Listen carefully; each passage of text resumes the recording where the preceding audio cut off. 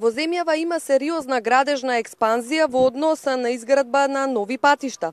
Истакна лидерот на ВМРО ДПМН Никола Груевски, кој денеска заедно со министерот за транспорт и врски Владо Мисајловски извршија увид на реконструкцијата на магистралниот пат Кочани Македонска Каменица Делчево во должина од 30 километри и инвестиција од 6 милиони евра. Патот кој почна да се реконструира лани во август треба да биде готов до крајот на годинава. Во однос на експресните патишта пак, Груевски истакна дека се инвестираат 200 милиони евра во 130 километри. Патот Велеш-Штип е при крај. Кочани-Штип започна да се гради и Градско-Прилеп, а следниот месец со изградба треба да стартуваат Штип-Радовиш и Ранковце-Крива Паланка. Во моментот се реконструираат и 26 регионални патишта.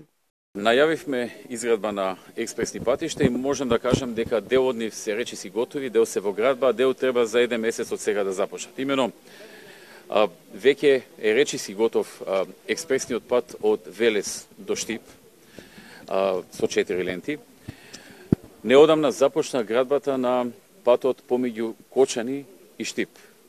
Експресен пат, нов, 4 ленти и започна минатиот месец.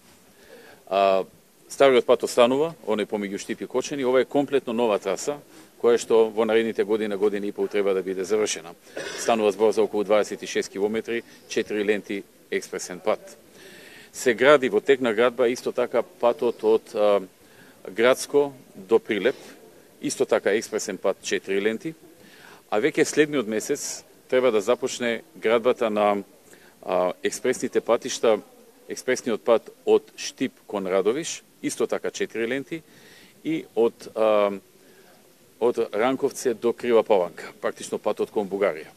Во однос на новинарско прашање дека Заев доколку формира влада, ќе инвестира во изградба на 500 километри автопатишта и ќе ја укине радиодифузната такса, Груевски изјави: за патиштата ќе биде уште едно нереализирано ветување, како што беше она со по еден вработен од семејство. Укинувањето на радиодифузната такса пак нема да го подобри стандардот на граѓаните, туку тоа се постигнува со креирање нови работни места и поголем број на странски инвестиции. Замислете дека тој автопат не постои и сега една таква траса Кавадарци, Велес, Скопје, Белград да се изгради комплетно нов автопат. Тоа е ветувањето на Заев, да имаат представа граѓаните, и ако тој изгради 10% од тоа, треба да бидеме срекни и задоволни, но мислам дека ова ќе биде уште едно огромна лага како она што беше за работување од секое семејство. Инаку што се однесува до радиодифузната такса, би кажу две работи. Прво, со радиодифузната такса нема да се решат економските проблеми на граѓаните. Економските проблеми на граѓаните се решаваат со нови инвеститори кои отвораат нови работни места и го стеснуваат бројот на невработени, а со тоа ги принудуваат работодавачите да ги зголемат платите и со тоа се зголеми животниот стандард.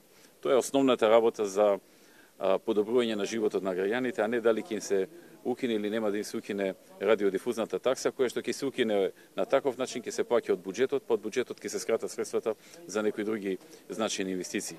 Груевски во Македонска Каменица заедно со градоначалникот на општината го посетија дневниот центар за деца со посебни потреби, во кој се инвестирани 11 милиони евра, пари од буџетот на општината и 2 милиони денари од Министерството за труд и социјална политика, со вкупен капацитет до 60 дечиња.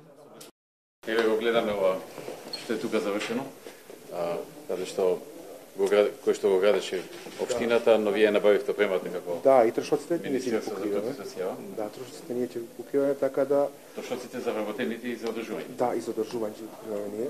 Така да ова е еден објект кој што ќе помогне, дефинитивно. Во оние кој што претходно ги има изградени низ Републиката околу 39 центри се, ова ќе биде нов центар кој што ќе помогне за лицата со посебни потреби, бидејќи навистина во претходен период направивме многу, но тоа не значи дека треба тука да станеме, напротив, треба да продолжиме понатака во поглед на задоволување на потребите на лица со посебни потреби. Почнеме иницијативата која што е последната од родителите, најде на позитивен одзив кај нас, така да верувам дека и како влада во претходни, меѓутоа и во иднина, во нашите планови ќе бидат приоритет. Одлично. Во разгледат сега многу го направено. Да. и е правено специјално за деца со посебни потреби. Со лесна И добро е што се соседи со градинката, имаат исти двор, па на некој начин овие деца ќе се социализираат и со децата кои што немаат пречки. Да.